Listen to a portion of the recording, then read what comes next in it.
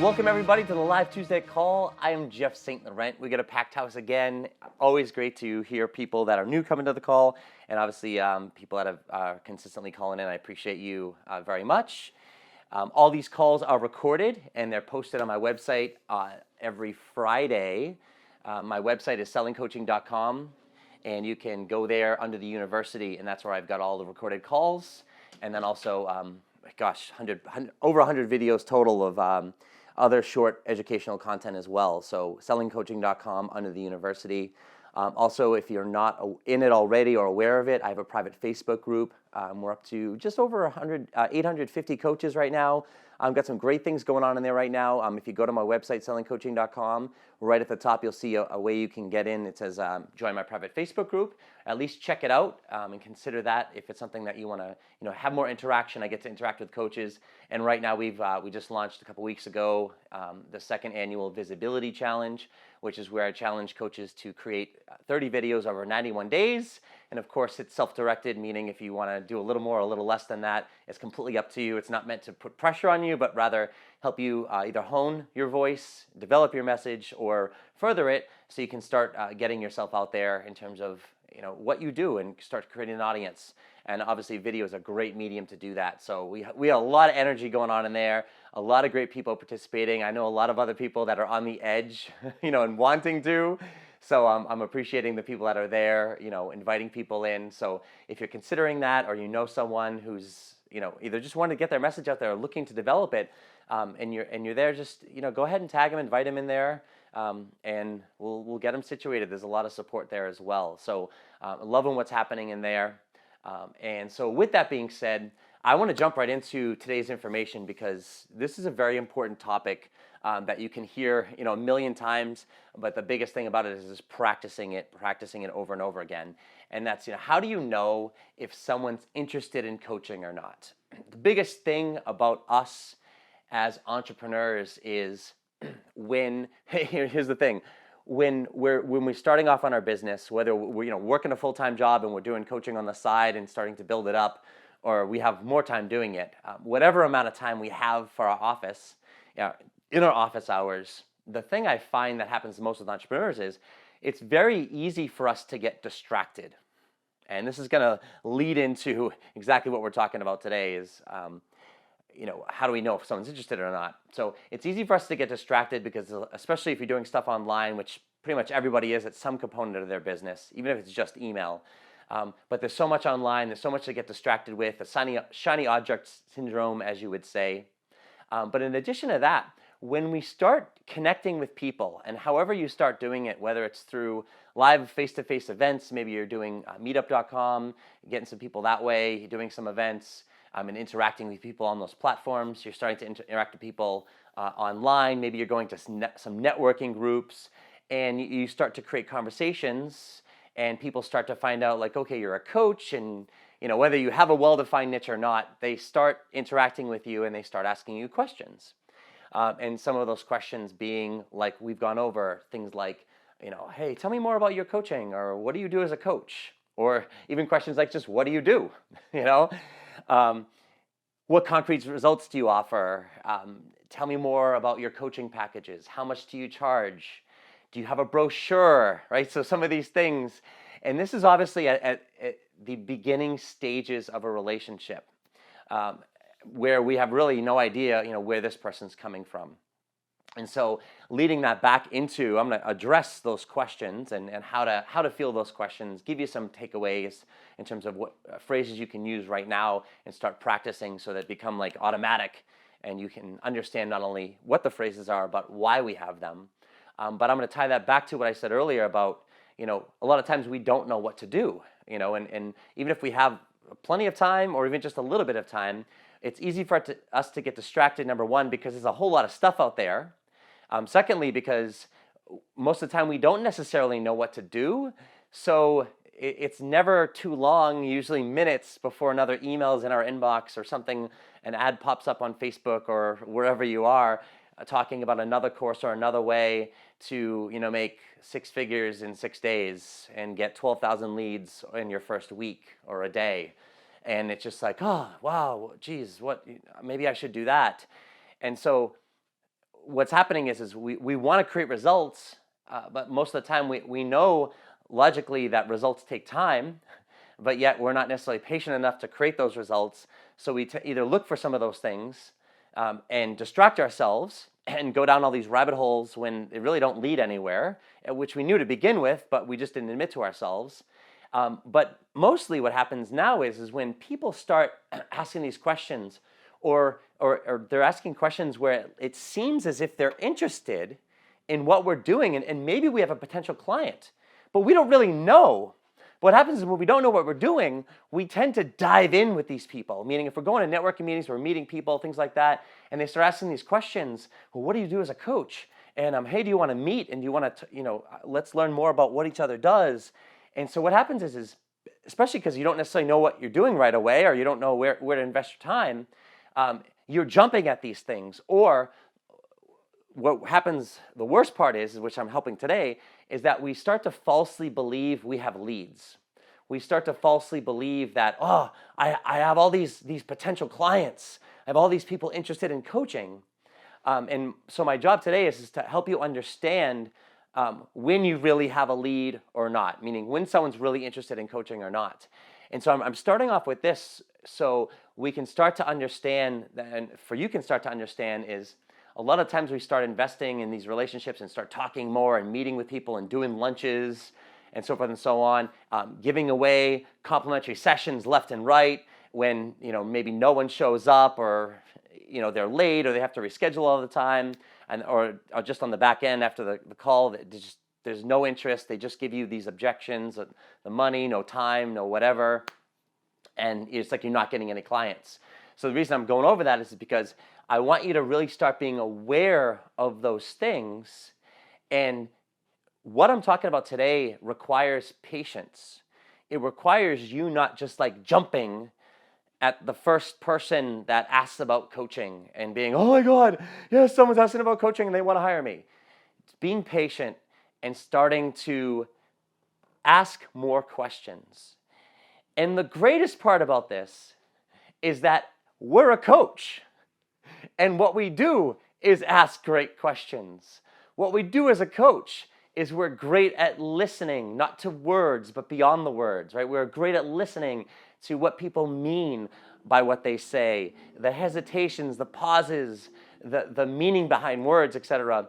And that's what a great coach does. And so what I'm asking you to do is actually be more of a coach with the only agenda, even though as a coach, we're not supposed to have an agenda when we're working with a client that hires us, but now the only agenda that we have is actually finding out where this person is. And so the philosophy for any question that anyone ever asks you, especially towards the beginning stages when you're meeting people and networking and interacting online, etc., the philosophy that I'm going to give you before I go into some of the specifics, responses, is find out where they're coming from. So when I go over some of the phrases in a second of how to respond, I can't respond, or in other words, I can't answer, you can't answer a question unless you know why they're asking it and what their motivation is for asking those questions. So in any of the questions, like tell me more about what you offer, how much do you charge? Tell me about what you do as a coach. What do you do, right? What results do you offer? Any variation or family of those questions. How can you really answer that question if we think about it when you don't know why this person's asking? And you may or may not answer the question to their liking in terms of what they're looking for from it. But now the philosophy is don't answer the question. So if you're going to write anything down, don't answer the question. Ask a question in return. You can acknowledge that they asked it, but then I want you to turn it around and ask them. So the more you speak, the less you're going to know. The more they speak, the more you're going to know. And the more you know, meaning more you understand where they're coming from, what their thought process is, their motivation for asking is, what they're really interested or not, that's when you're going to be winning at this game, if you will, if I can call it a game, right? Is the more they understand that. And no matter where we are in the process, starting off like in these initial relationships on and offline, and no matter how long this conversation continues with this person or these people, what I want you to keep in mind is always be asking questions, always be clarifying to understand where they are along the process. Because once you offer the complimentary session, how about this? It will help determine whether you offer them a complimentary session or not. And then even when you have the complimentary session, some people call it a discovery session as well, through it, and then especially at the end, we've got to know where they are in their mind, what they're thinking, where they're at in this process of understanding how coaching can help them based on what their need is. And so we always got to understand what someone's thinking. And so therefore, the more you speak, the less you know. And then what happens is you're basing all of your actions on interpretations and assumptions. So now you're basing your whole framework of your business on assumptions and interpretations, and you never know where that person is. Whereas as a coach, we wouldn't do that, right? We want to assume we know something. So why would we do it in the sales process leading up to a potential client? So those are some of the philosophies and the mindsets I want you to have. Is never answer the question. Always ask the question and find out where those people are at. So for instance, I'm going to give you a couple phrases, and I might go into a bunch of variations of them after, just because certain people have their own style. You can come up with your own variation as well, as long as it's based on the philosophies that I've spoken to you about. But if you can have that one phrase that you can just spin it around, it works well. So for instance, if someone says, tell me more about what you do as a coach. I'd love to tell you more about that. I'm curious, why do you ask? There's your phrase. That phrase right there, that could work with any of those questions. How much do you charge? I'd love to tell you more about what I charge and my coaching packages. Tell me, I'm curious, why do you ask? That's it. So what's happening here is you're acknowledging and say, hey, I'd love to talk to you about this. I'd love to talk to you about coaching. I'd love to talk to you about my packages, and I'd love to tell you about what I do. So I'm curious, why do you ask? That's it. What it does is it turns it around and it throws it back to that person. And now what happens is the important piece for you is you want to listen to what they're saying. We want to listen to why they're asking. Because if we're going to find out if someone's interested in coaching or not, let's back it up and say, we just want to find out what they're interested in. If it ends up being coaching, great. Ultimately, that's what we would want, right? We would want maybe a client from it. We'd want someone that would want to hire us because we want to coach people. We're just dying to coach people, and it's even better when someone pays us for it. But we don't know where they're coming from, and so we've got to find out. In other words, not if they're interested in coaching or not, but from a general standpoint, what is their interest? So in other words, when we say, "What's your motivation for asking?" That's where we're getting there. So again, simple phrase. I'd love to tell you more about blah, blah, blah. I'm curious, why do you ask? Another way is, I'd love to tell you more about that. Tell me more about why you're asking.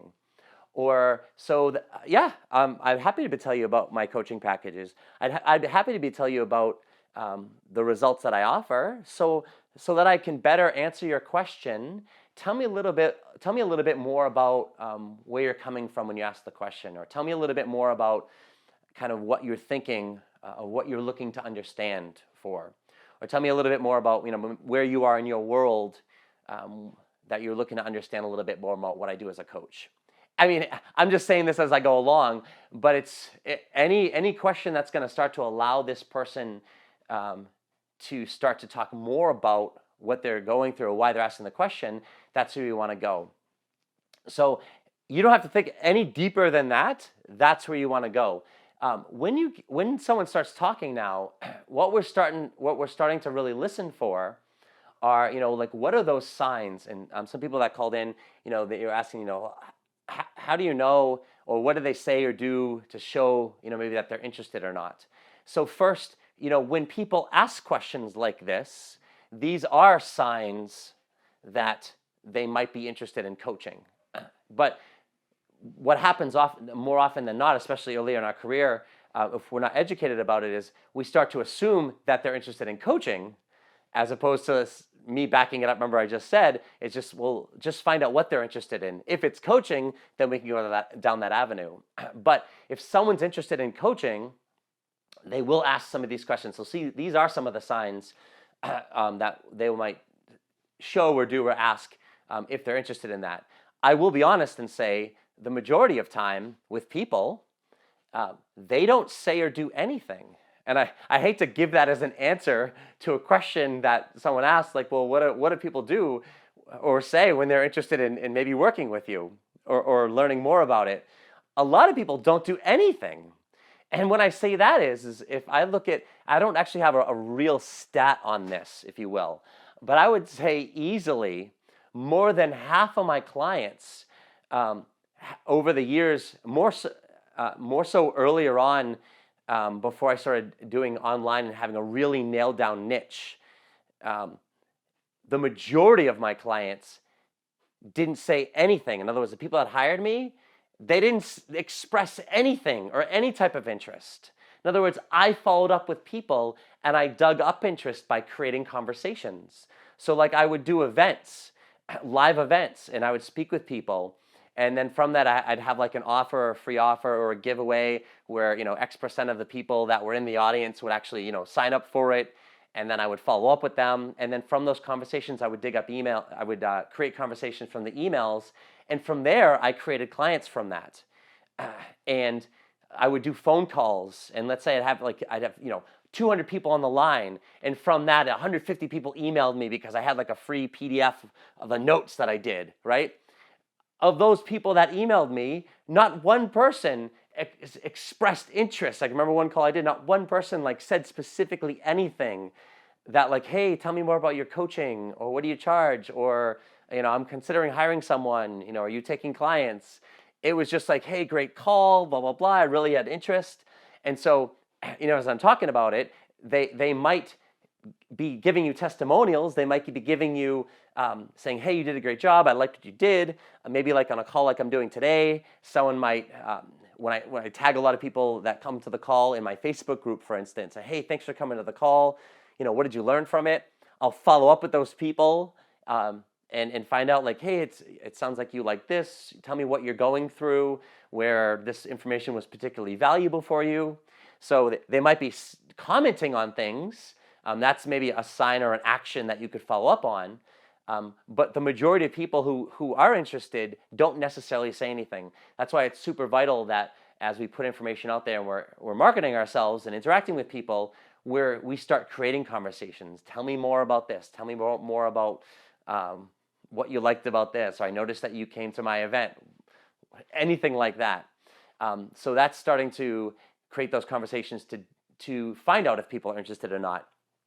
And then, of course, if they start asking questions, that's when we want to go down this avenue of not really answering them, but rather just turning it around. I'd love to tell you more about that. Tell me why you're asking, or I'm curious why you're asking. So now we're past that a little bit more. Now we're getting into finding out where people's interest lies. So first, I'll go down the avenue of they're not interested in coaching, or they're just asking more because they want to understand that. So sometimes, especially people that are going into networking events or things like that, people are just asking because they just want to get to know the people that are there, etc.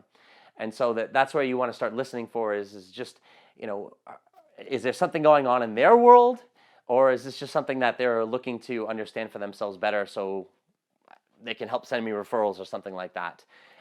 And I always recommend, when you don't know what to ask, or if you're trying to find out where someone's interest lies, when I say be bold, is just be bold and direct in the sense of just really ask what you're trying to find out. So even if let's say you're at a networking meeting, for instance, and someone's asking about any of those questions, your coaching, your packages, what do you do, things like that. And sure, I'd love to tell me more about why you're asking. And if they're kind of being vague and you can't quite figure out where are they coming from? What are they really going for? You can't really figure out if they're asking for coaching. Ask them those direct questions, meaning say, I'm curious, what are you going through right now in your life that you're looking for some help with, or that you're looking to improve upon? Or tell me what's going on in your world right now that you're challenged with, or what's going on. Or tell me, I'm curious, what do you know about coaching? Have you ever worked with a coach before? If you were to tell me, I'd love to answer that question. If you were to tell me what a coach is, or based on what you heard, what would you say? I'm curious what your impression is from what you've heard.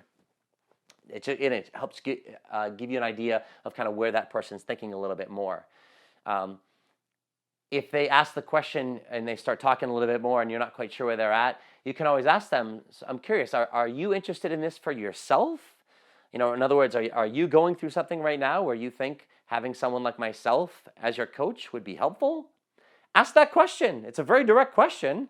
They still don't know much about it, but it's going to lead down somewhere. It's like, I'm curious, is this something for you that you want to know more personally? Like maybe in other words, if you're working through something right now where I could potentially assist you, or are you just looking just to kind of find out more about what I'm doing just because you're curious, or you're a networker and you want to share my information with other people, etc. Or you're looking how you can help me, any of those things.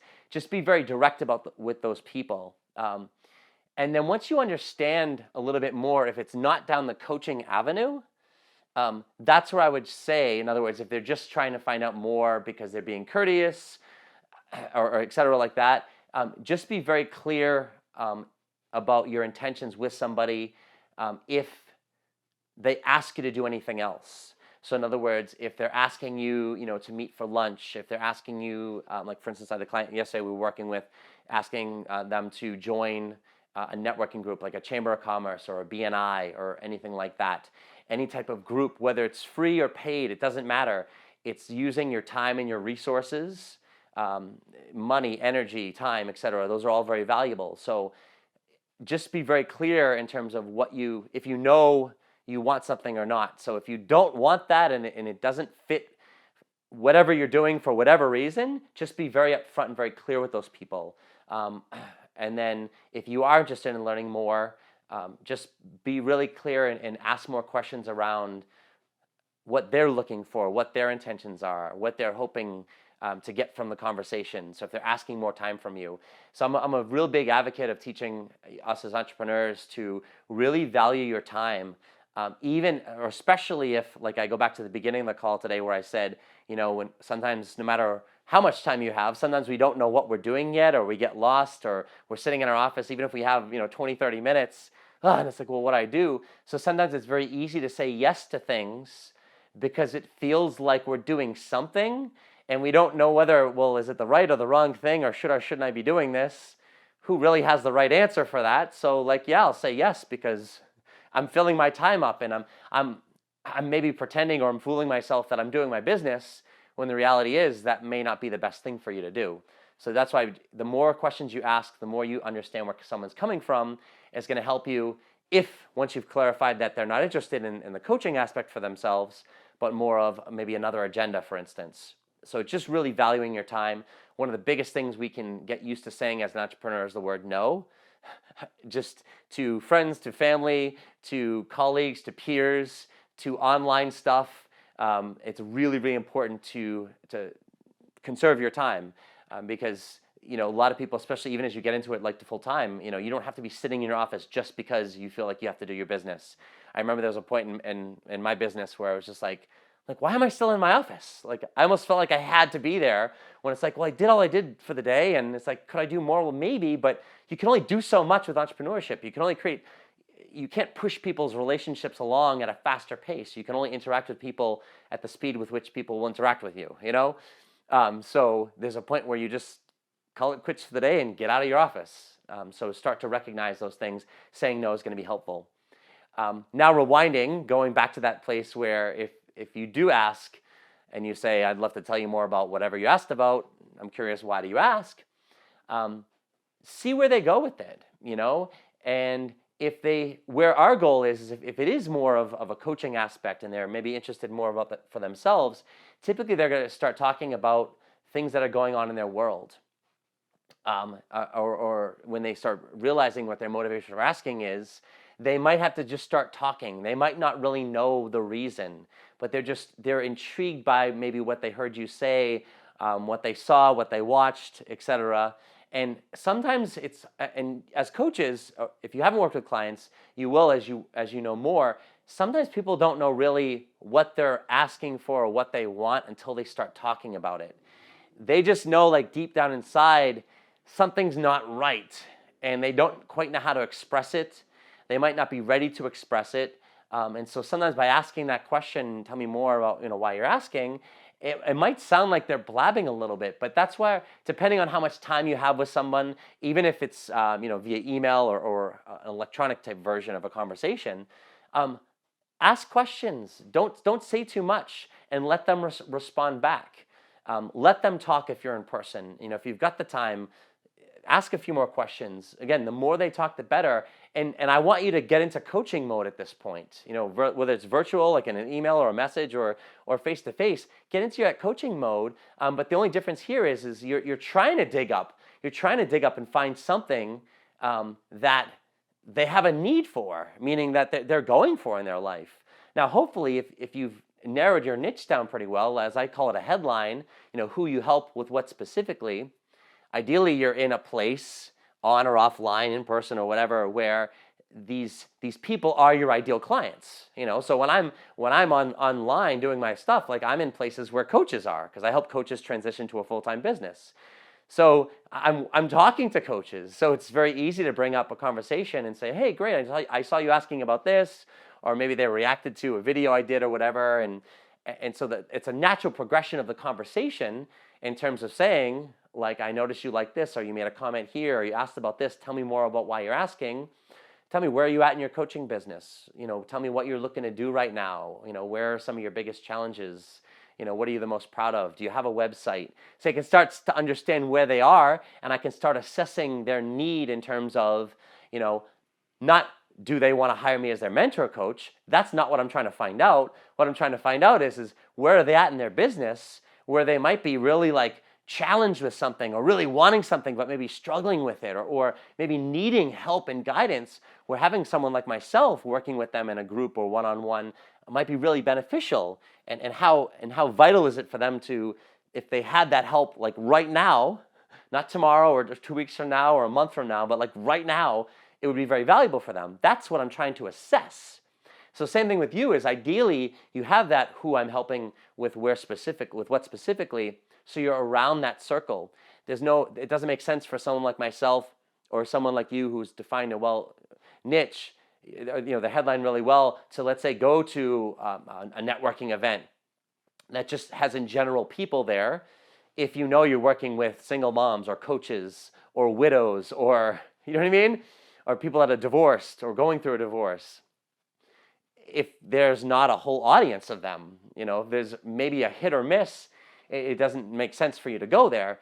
So I'm saying that because if you're around those people, like I was giving my example with coaches, it's much easier to bring up those conversations. It's much easier to ask questions, bringing up, well, tell me more about your business. Tell me what you're going through. So that's why another reason for having your headline defined really well, you can start asking questions around that area.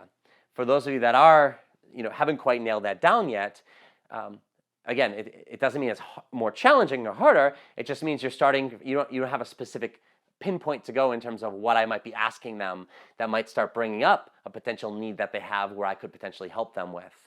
So that's where you're asking questions more about, tell me more about your world. Tell me what's going on in your world, or tell me more about your business. Or you might know something at that point about them.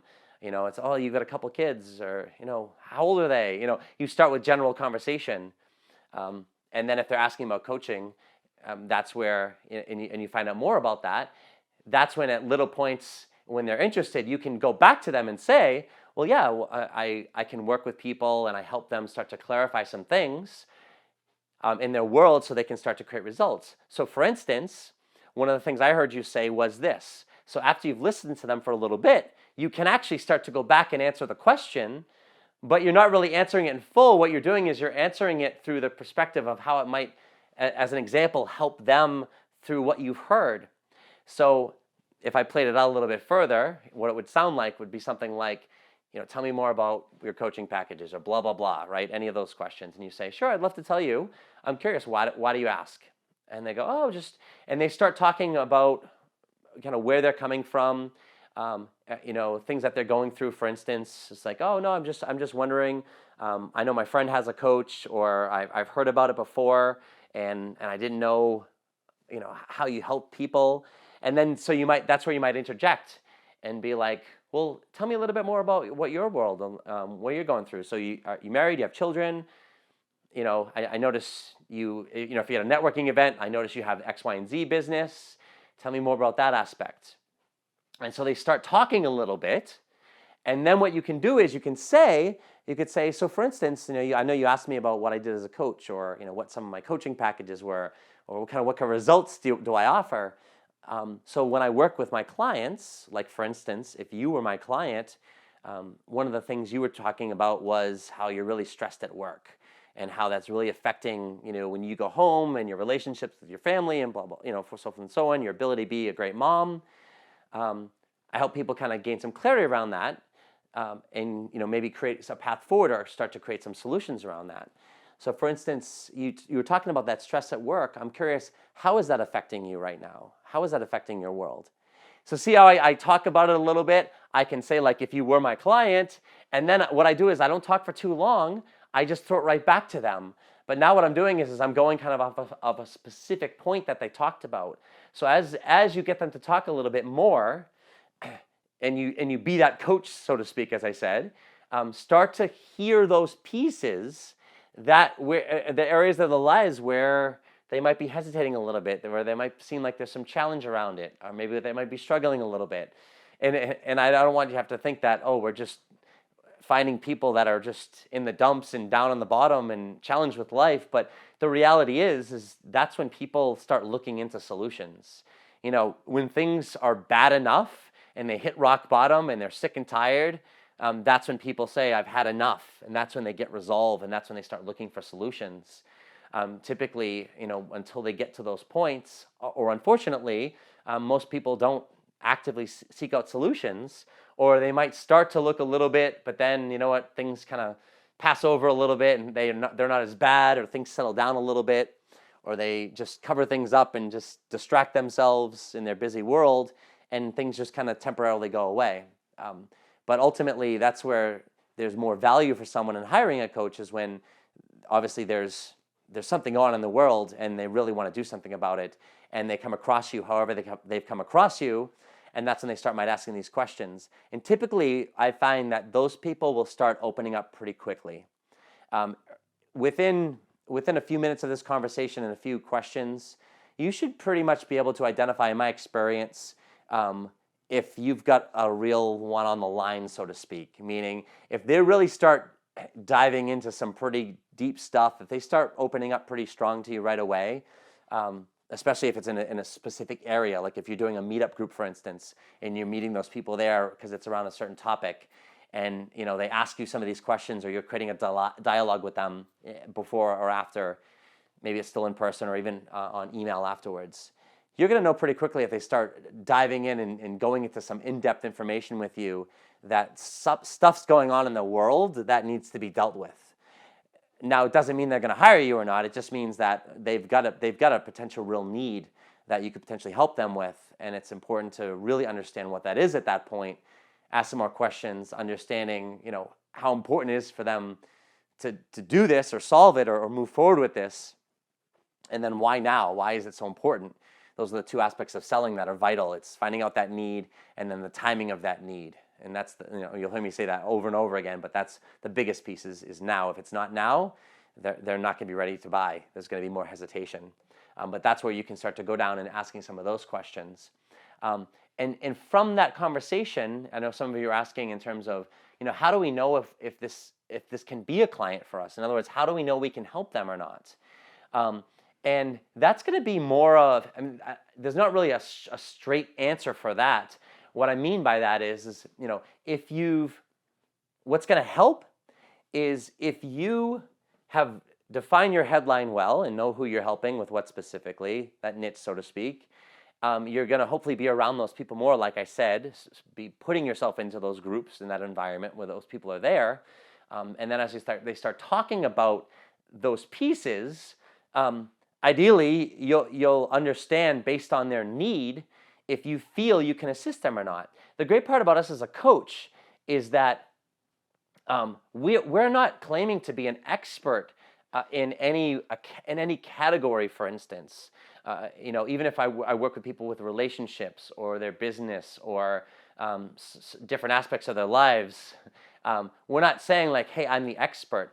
Myself as a mentor, I am claiming some of those things. I'm saying, hey, I am an expert in some of these areas. I do have experience. I can help get you some concrete results. I can't guarantee the results, but I can guarantee that this is going to get you to there, if you do these actions over time.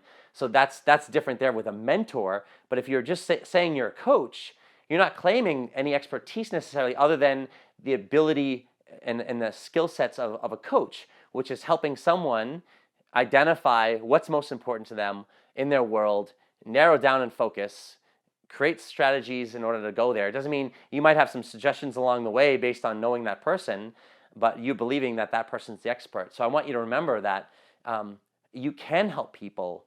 You can help just about anybody. And just recognize that the more specific the knowledge, the more specific the expertise that they require, that's where they might need someone that has more of a specialty. But what I want you to understand is that let them determine that. Let them determine that there's not a value there, or if they can't see how you can help them, then they're not going to hire you. And if after further conversation you go down it further, if you can't see it, then maybe you can help them at that point, or maybe you haven't gotten out of your head yet because you're still processing too much. But the point is don't determine that for somebody, because initially, you have a lot of fears, especially if you haven't worked with anybody or many people, or haven't been consistent with working with clients. That you're going to naturally have those doubts. You might not be thinking, oh, I can help these people, or what if I fail? What if I can't help them? What if I can't help them get what they want?